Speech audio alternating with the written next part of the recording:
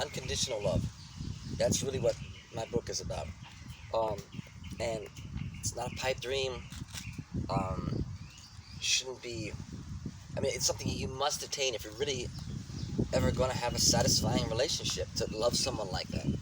But it takes this challenges the whole existing paradigm that the world puts up. That it's about possessiveness and neediness and jealousy and ultimately marriage. So I'm taking on the whole concept.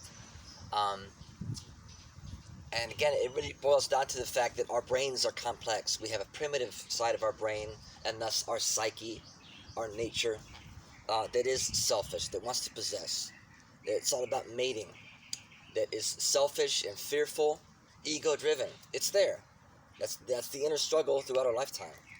Um, it's recognized that it's powerful.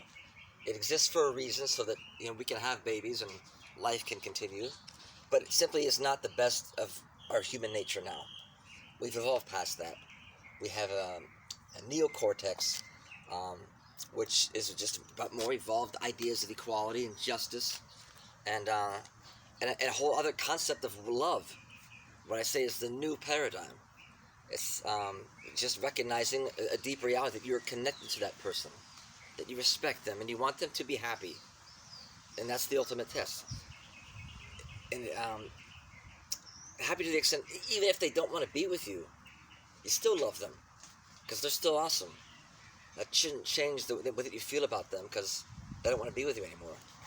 And so we have to break this primitive, childish nature that's in us, and it's possible. And once you do, now you're free to love head over heels and not take it for granted. And no one's going to break your heart because you don't expect you're going to be happy for the next 10 years or 50 years or 500 years or 5 million years. And that's the ridiculous premise of marriage, that I'm going to love you forever. You cannot say that honestly. Honestly in an awakened state, because we're talking about like romantic love, that I always want to be with you. Well, how do you know that? You don't know that. Just be real about it. I love you right now. That's enough. That's honest. And the other could be total bullshit. Someone who wants to control you, possess you, put shackles on you. You can never leave me. I'll die without you. That's not love. I call that the imposter, or primitive love. Um, yeah, it's shocking, really, that how few people have mastered it. I mean, I don't see anyone who can represent this concept like I have.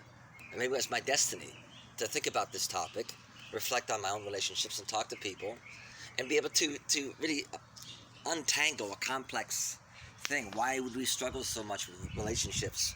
Why do so many people get hurt and then I can't move on, or afraid to fall in love?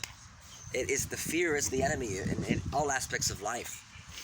And what's more critical to living a life than to love honestly and have satisfying relationships? So at some point, there's no doubt in my mind, this book will make me famous or infamous, and I don't care. It's going to help people. You don't have to buy into my end concept, the overall concept that marriage is unhealthy and incompatible with what like this evolved, divine, unconditional love is. You're still going to find some concepts there that will help you have happier, longer lasting, satisfying relationships. And I guess one more point I want to make too is it's hard to find a great partner. There's great people out there that are not going to be great partners for you. You can be super attracted to them, sexually attracted. It really doesn't mean anything.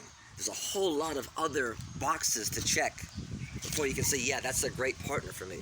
It's not going to be the first person you fall in love with, your high school sweetheart. It's just not going to happen. You've got to be willing to play the field and figure out what it is that you want and what it is that I want to contribute to a relationship before you ever find it. And don't be sad or upset that this last relationship or that next relationship isn't the one to last you a lifetime. Let me be the guy to say it. It's probably not going to be that next person you come across. It's going to float your boat for the rest of your life. And if you just want to muddle through and kind of cohabitate and yeah, you drive me nuts, and then yeah, understand that that's what you're looking for. But we don't do that.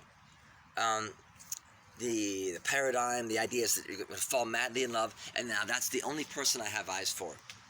I'm not even going to be tempted by anyone else, let alone ever leave you, because I'm promising you I'll never leave you. Well, that's bullshit. It's empty words. The words are meaningless. Anyone who says those words either doesn't understand them or doesn't understand the nature of love itself. Now, don't know if I have access to my Evolution of Love channel. I gotta go find my password, new phone. Long story. This might go up on my Neo Robertson channel, and if you see it there, then you can just do a search on YouTube for The Evolution of Love, which was the name of the book I wrote, and the YouTube channel I'm doing here now. So, yeah, feedback, comments, whatever. I wish you well. Have a good day. Bye.